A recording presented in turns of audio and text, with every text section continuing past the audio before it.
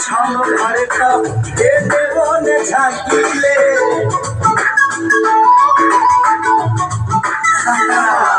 अखिए से प्यार भाई अखिए में राखिले लौके लूना छानो घरे का ए देवो ने झाकीले तो हर दीवाना ही हवा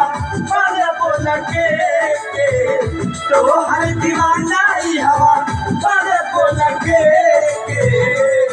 मुंड बिगाड़ देले बाड़ू चुम्मा देके मुंड बिगाड़ देले बाड़ू चुम्मा देके